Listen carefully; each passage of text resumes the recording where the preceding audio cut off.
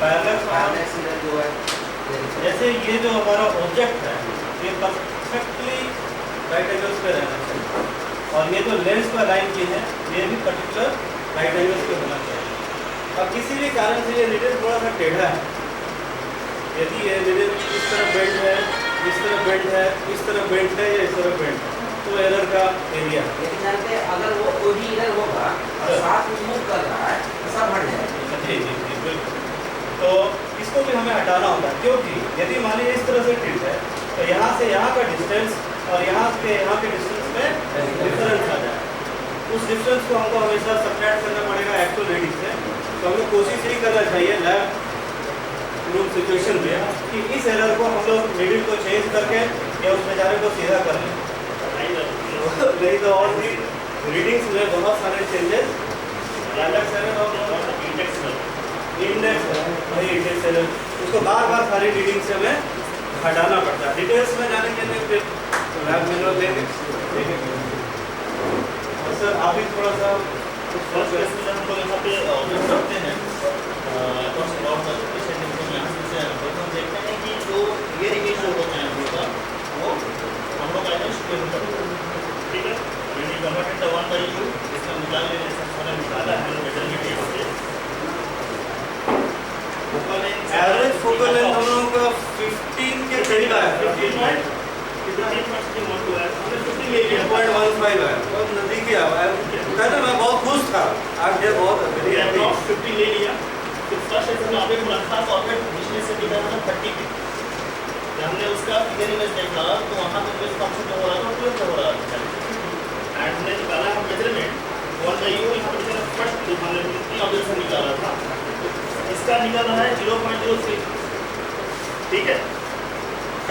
इसका ऑब्जेक्ट यहाँ बन रहा है, जब हमने किसका निकाल दिया हमने ऑब्जेक्ट और आगे घिसा है, दो घिसा है, तो इसे डबल कर दिया, डायरेक्ट टाइम इज इस फॉर्म बिटवीन दैट एंड 12, उसका अप्रॉक्स आ रहा है 20, when we take the orbital distance 60, the image distance will be 20 approx.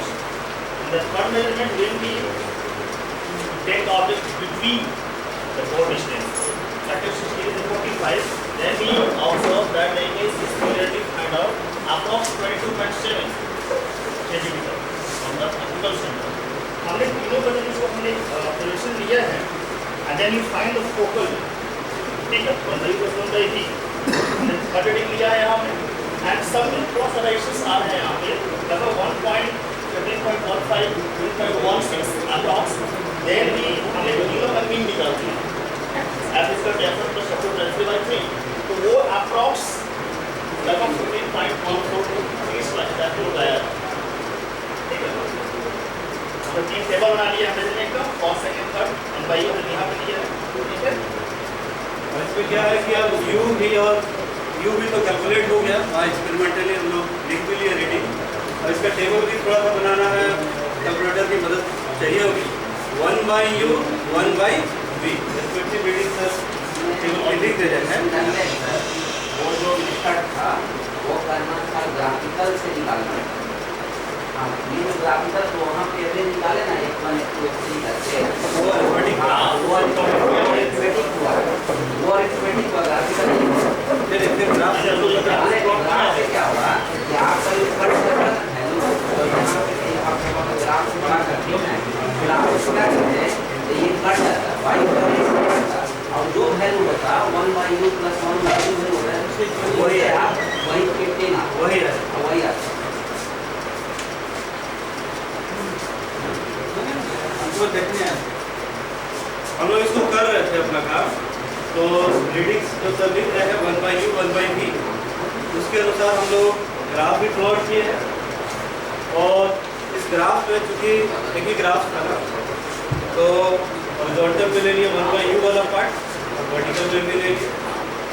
इसमें स्केलिंग लेने में आपको थोड़ा सा इशू आएगा, क्योंकि अब देखते हैं सर रीडिंग लिखेंगे 1/u का वैल्यू जैसे छोटा है 0.033, 1/30 मारेगा तो 0.03, और रेस्पेक्टिव 1/v का भी वैल्यू डबल वही होगा 0.033।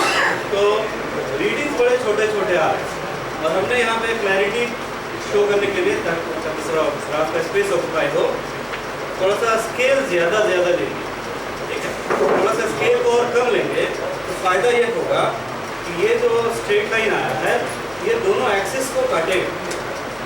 बहुत मज़ेदार चीज़ होगी कि लगभग 45 डिग्री पे ही काटे, है ना सर, 45 डिग्री पे ही काटे, और तब जाके आप ग्राफ से भी उसका रिजल्ट को टैली करेंगे तो एग्जैक्टली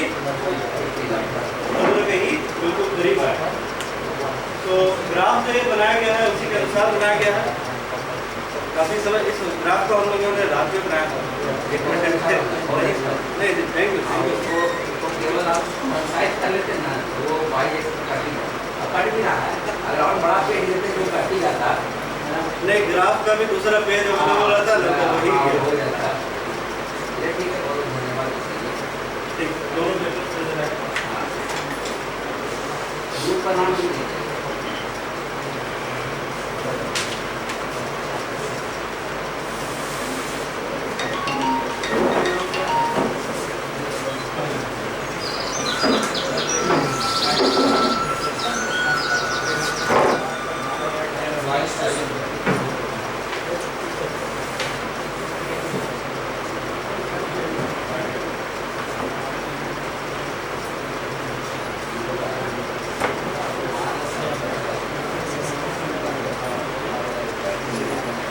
ठीक है, thank you all of you.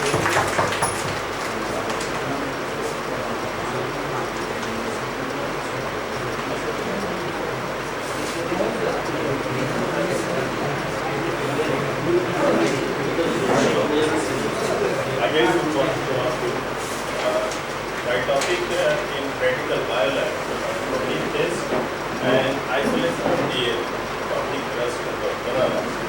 The protein test, first of all, materials are very, जैसे कि सर धीरज सर देखिए, sodium hydroxide, flat, copper sulphate, glass rod, rubber, tasting powder, testing. इसमें एक तरह से कहा गया कि आपका प्रोटीन टेस्ट एक तरह से कैसे हम डिटेक्ट करें।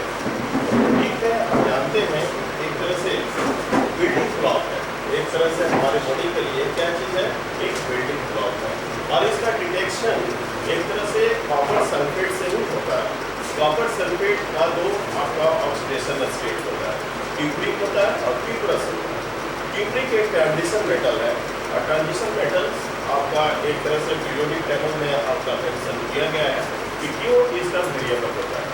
ऑक्सीडेशन स्टेट क्यों अगर पूछ देता है तो होता है, उसके होने का मतलब क्या कि एक तरह से इसका बहुत सारा कारण बताया जाता है, लेकिन उसमें डी ब्लॉक आता है। अगर हम कंफिग्रेशन लिखें HPDF, अगर हम सब ऑर्बिटल पर जाए तो सब ऑर्बिटल में आपका एक तरह से डी ब्लॉक आता है, और ये डी ब्लॉक का कॉपर एक तरह से रेंज का है, और डी ब्लॉक में आता है फुल फील्ड और हाफ फील्ड। जैसे आपका डी ब्लॉक का एक तरह से हम लोग देखेंगे,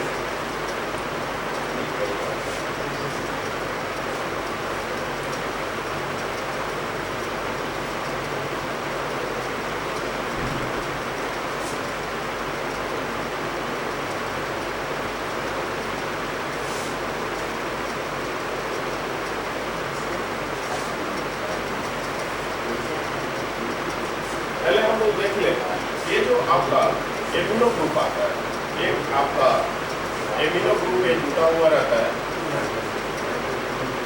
अल्काइल ग्रुप, और ये कार्बोक्सिलिक ग्रुप होता है।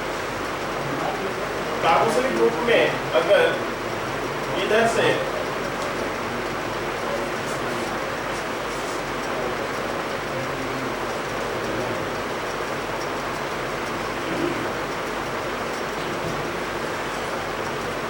इसमें हम लोग देखते हैं क्या कि एक आपका H इधर से आ जाता है, और ये आपका आकर का वाटर का रिमूवल होता है, और इस तरह से हम लोग देखते हैं क्या इसको एन टर्मिनल कहते हैं, और ये आपका पेप्टाइड बॉन्ड बनाता है। ये आपका अल्काइल ग्रुप आ गया, और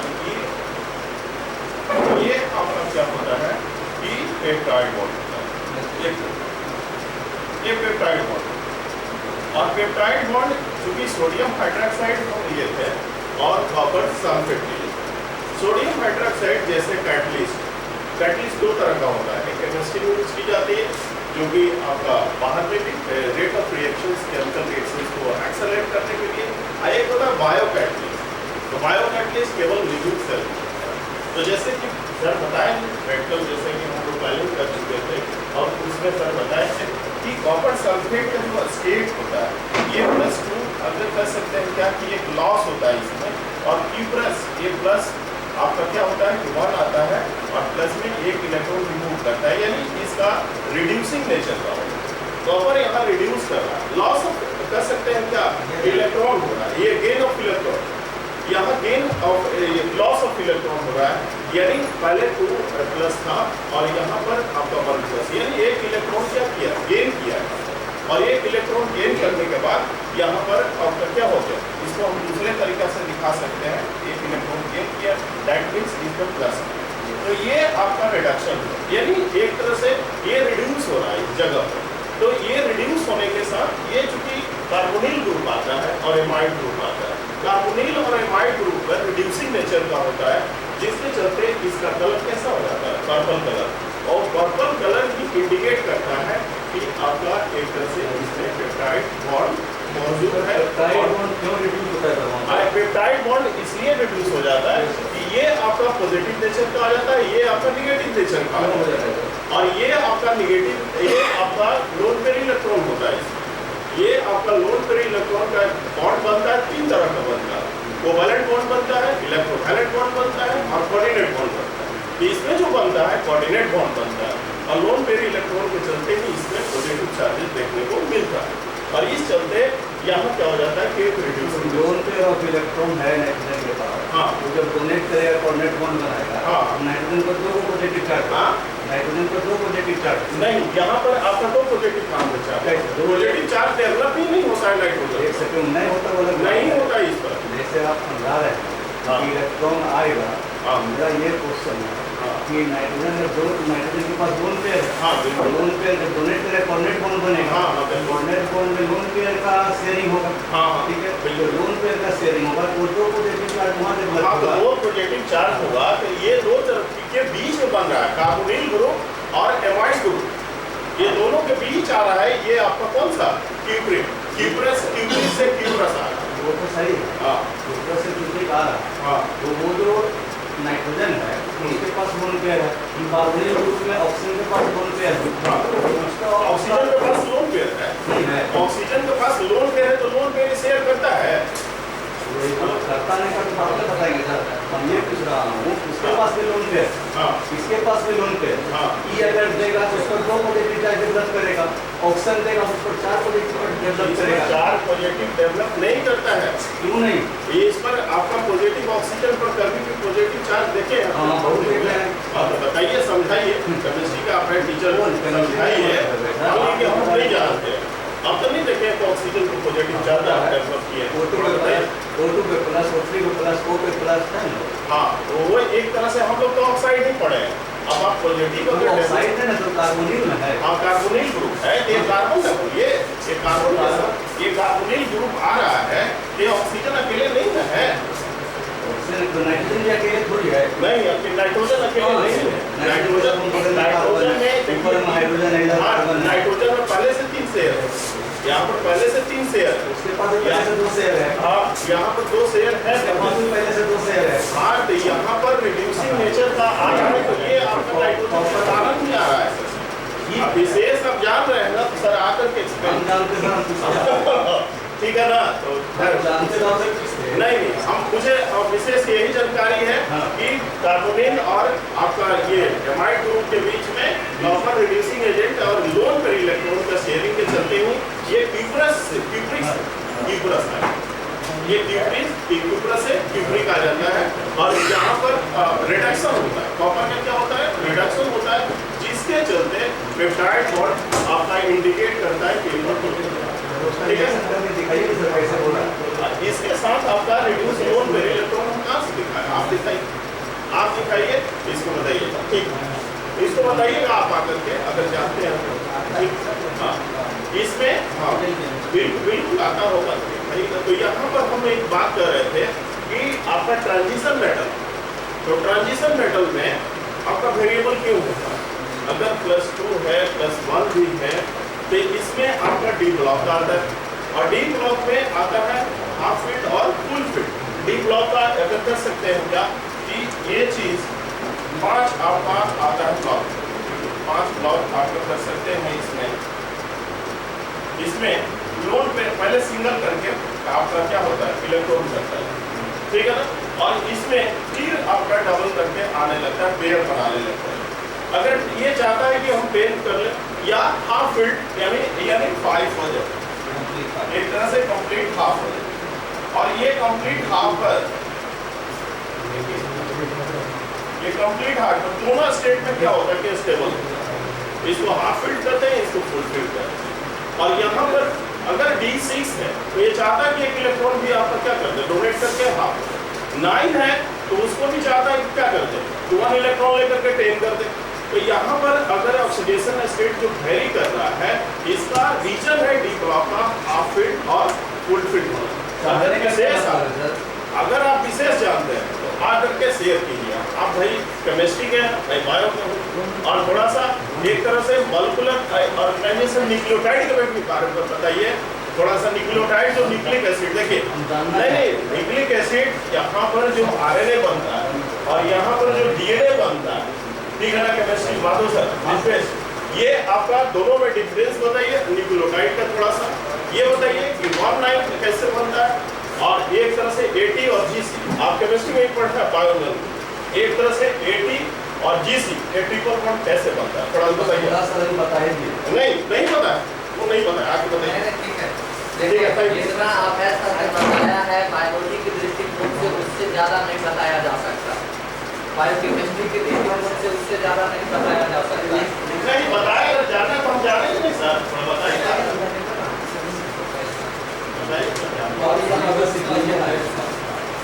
और नहीं सब ने ठीक कहा है कि जो यहाँ पे कॉपर का स्टेट चेंज हो रहा है, कॉपर 2+ से 1+ में जा रहा है। हम लोग 9% इसको एडिटर में कौन सा कलर है? पर्पल कलर है। वो कलर पर्पल किस चीज का?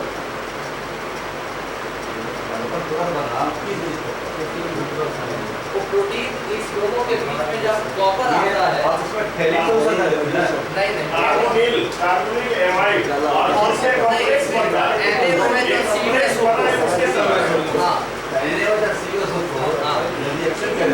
तो क्या बने? NaOH सर यहाँ पर रिएक्शन नहीं करता है। NaOH हमको NaOH के वो केवल मीडियम एल्कलाइन करता है, जहाँ तक बुक में दिया बुक में ही दिया है ना, जब इसको हम अल्कलाइन कॉपर सल्फेट से रिएक्शन करें, alkaline copper sulphate copper sulphate को अल्कलाइन बना देंगे। जब अल्कलाइन बना देंगे तो कॉपर सल्फेट से रिएक्शन नहीं होगा, न्यूट्रिक हाइड्रोक्साइड से रिएक्शन हो सकता है। न्यूट्रिक हाइड्रोक्साइड है, हाँ ठीक है, ये बात तो सही है, वही सही है। न्यूट्रिक हाइड्रोक्साइड जब ब्रेक करेगा तो बनेगा सुक्रोज ऑक्साइड नेसेंट ऑक्सीजन, और वो नेसेंट ऑक्सीजन को ऑक्सीडाइज करेगा। न्यूट्रिक ऑक्साइड पानी प्लस है सर, कॉपर प्लस नाइट्रोजन, एक नाइट्रोजन वहाँ है, एक वहाँ है, दोनों से इलेक्ट्रॉन लेकर के बॉन्ड बनाएगा, तब एक कॉम्प्लेक्स कंपाउंड बनेगा। वो कॉम्प्लेक्स कंपाउंड का कलर अपने क्यूब पर कॉम्प्लेक्स कंपाउंड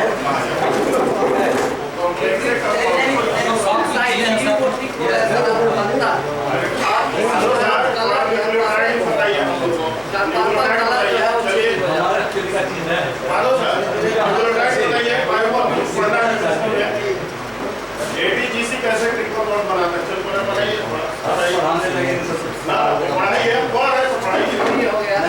चलिए बताइए। मैंने एक लाइन पे कहा सर कि आपने जो बताया बायोलॉजिकल दृष्टिकोण से बहुत सही है। सर भी जो बता रहे हैं जानने का अधिकार है, सर भी जो बता रहे हैं वो भी सही है। आप बताइए। देखिए हमको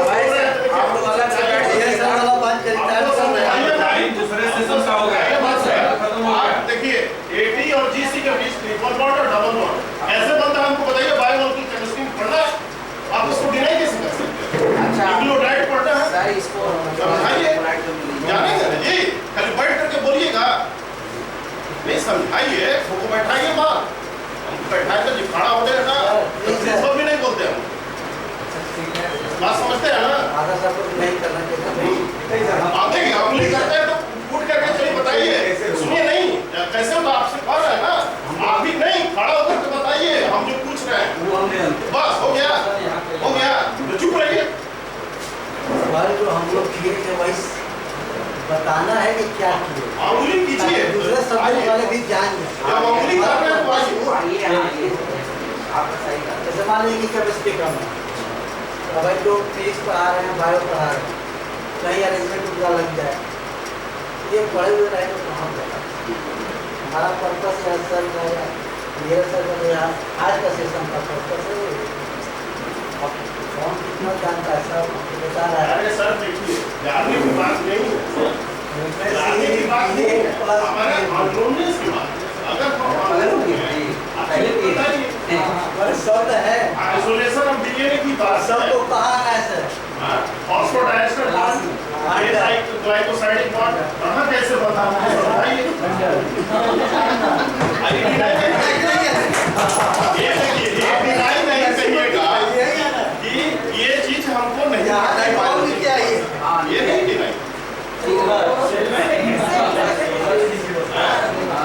ये तो आपको निकाल दीजिए, आप है ही नहीं कोर्स में है ये थोड़ा सा है तो सिलेबस में नहीं है। आउट ऑफ कोर्स है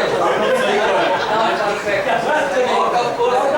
अच्छा जितना पढ़े थे वो सब भूल भी गए। हाँ ठीक है ये भी बात सिलेबस का ज्ञान नहीं है क्या? कल जो मेरा सर का टॉपिक था, कौन सा टॉपिक था? आज तो आप बताइएगा क्लास में, आप बदनाम हो जाएंगे। बच्चा का मार्कर पढ़ाई में पूछो नहीं, हकीकत बता रहे हैं। अब बताइएगा वो किनारे जो कुछ उसमें से क्या होगा, लाख में से हजार यदि यहाँ हम लोग आपस में बनते हैं ना, बच्चा वो पूछता है तो मार के बैठा देते हैं। हमारे बैठा कोई बात कर रहे हैं। पहुँच जाते हैं क्लास में सर। हमारे यहाँ से पहले मोहनिया में 4 टीचर रिजेक्ट हुए थे केमिस्ट्री। आप बात करिए, कहाँ से किए हुए मैं सुन हैं? मैं बात बता रहा हूँ, वो सीतामढ़ी से ट्रांसफर किया गया और ये ग्रोवर साहब बोले थे कि मोहनिया जाओ, 4 टीचर वहाँ केमिस्ट्री के रिजेक्ट कर। बच्चा इतना तेज, हमको भी डर लगने लगा। बच्चा इतना तेज है, टीचर को रिजेक्ट कर दिया। गए प्रिंसिपल साहब बोले कि सर बच्चे थोड़ा सा क्या है, बच्चा अभी 10 मिनट पास किया और हम लोग से ज़्यादा फंसने का कारण क्या है? क्या आप यहाँ आप अपने आप को सुपर दिखाने के लिए हमको बहुत ज़्यादा जानकारी है, आप बताने लगे और बच्चा आपसे प्रश्न पर प्रश्न पूछता चला गया, आप क्लियर करते जाइए, मर जाइएगा, बच्चा समझेगा। करियर मॉलिक्यूलर मास वो जो बता रहे थे, मास और मॉलिक्यूलर उस बच्चे के लिए है जो पार्टिकुलर पूछ रहा है, उसको किनारे बताइएगा। ठीक है सर, जानना अच्छी बात है। जानना अच्छी बात है, जानना अच्छी बात है, लेकिन क्लास में अगर जाइएगा बात नहीं है। तो आप बताइएगा वो हम लोग के बीच में अब वही बात छोड़िए ये अपना काम दिखाई पड़ता एक चीज जो अभी मैंने लिखा, अच्छी बात है वो एक्टिविटी सीरीज, इसको भी देखिए।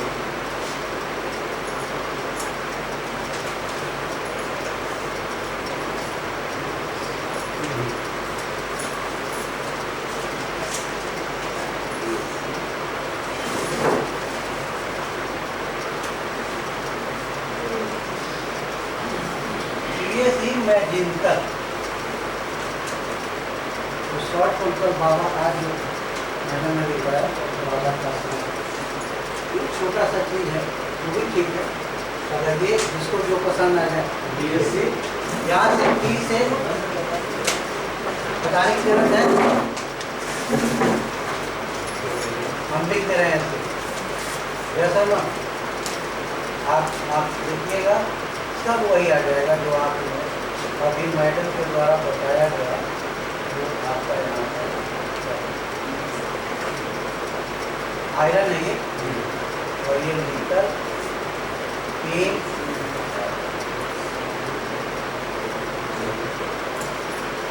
जो आप मैडम बताएंगे आप हम लोग PSC मैजिंटर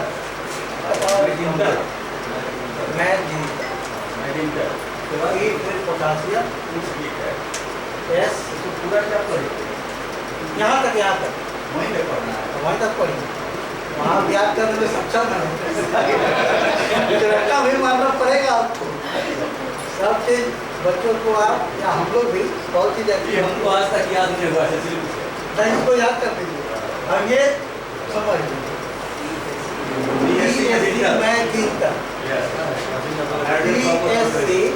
मैजिंटर P potassium S sodium C calcium F magnesium A aluminium zinc iron nickel tin lead और ये आपको रकम माना hydrogen copper mercury silver gold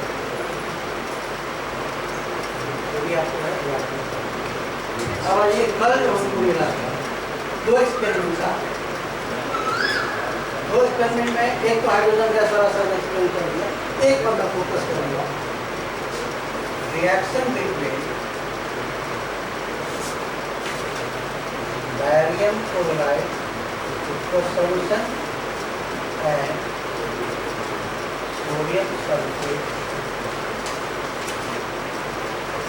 solution लिखना है दीजिए यहाँ पर बस आपने डाल दिया है 50 मिनट अगर पहली बार बच्चों को आप लैब में नहीं जाए 8 क्लास के बच्चे को 7 क्लास के बच्चे को 10th क्लास के बच्चे को तो कृपया करके जिस दिन आप कॉलेज जाना उसको एक दिन पहले आप उसको फिगर वगैरह बना दें जैसे बना दें कि आप लिख दें यहाँ पर ये बात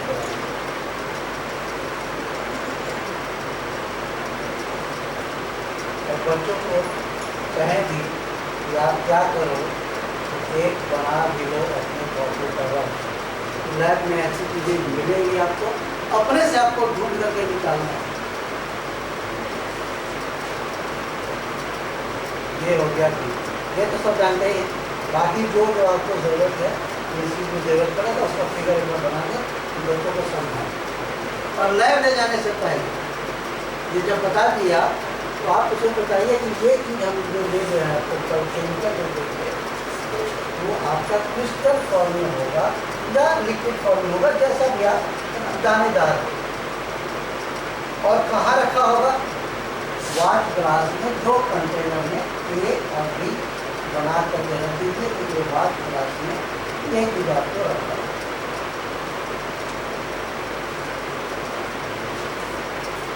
करना क्या है उसी दिन बता दीजिए अगले दिन लैब में क्या होता है थ्योरी पढ़े हुए चीज़ों को ही जस्टिफाई मत करना कि जो हमने पढ़ा वो वास्तव में होता है कि कब तक मेरा सब लोग ऐसा कहते हैं कि जो हमने थ्योरी में पढ़ा ऐसा मिलता है क्या वही मिलता है अगर मिलता है तो ठीक नहीं मिलेगा तो बच्चा को आप सर आप बताते कि वाइट बनेगा तो नहीं अच्छा बच्चे दो कंफ्यूज कहाँ करते हैं कलरलेस में और वाइट में आप वाइट को भी कहेगा कलरलेस है कलरलेस को भी कहेगा वाइट है यहाँ पर पानी वाला क्या पर पानी दीजिएगा वो कलरलेस और अगर चूना का जो रंग है या दीवार का जो रंग है उसको दीजिएगा क्या मिल्क का एग्जाम्पल दीजिए मिल्क आप क्लियर कितना हो गया बता दिए बताने के बाद आपको बताना है कि वाइट ग्लास में जो रखे हुए चीज हैं उसको एक टेस्ट ट्यूब में पानी लेकर के आप चाहे जितना मर्जी पानी लो हाफ से कम रखोगे तो ज़्यादा बढ़िया टेस्ट के बाद पानी ले लीजिए इसमें वाटर H2O और उसमें आप स्पैचुला से बैरियम क्लोराइड डालिए जो आपको क्रिस्टल फॉर्म में डालने के बाद देखिए डिजोल्व होता है कि डिजोल्व होने के बाद देखिए उसका कलर कैसा है क्योंकि हम बताने जा रहे हैं डबल डिस्प्लेसमेंट आपके माइंड में बच्चे को बताइए कि नहीं बताइए वो आपको आपके माइंड में है जब डबल डिस्कशन करा दिया, कलर चेंज होगा जब दोनों को मिलाएंगे। आप कलर जरूर मत करो, कैसा कलर कर नोट कर लेगा बच्चा, जो होगा वो कल करेगा, आप मत बताइए क्या करना है। पानी डालने बेरिंग प्रोडक्ट